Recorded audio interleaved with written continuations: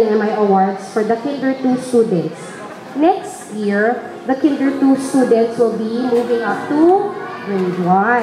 And by then, we can't wait to see them shine even more.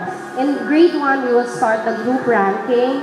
You will be well informed with brackets of with honors, with high honors, highest honors. It will start in grade 1. So here is Teacher Ruby Santos to present their awards. Teacher Ruby.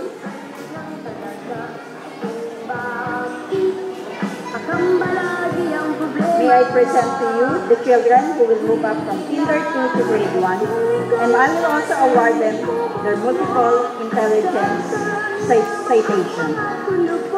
From Kinder 2 Charity, Ryan Gabriel T. Banaya. Word and body smart. He is cited for his ability to read well, both in English and in Filipino.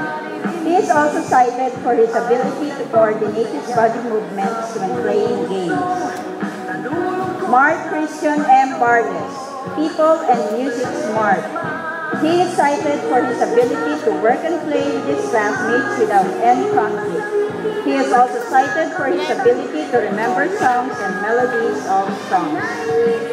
James Nathaniel M. Haron, People and Music Smart.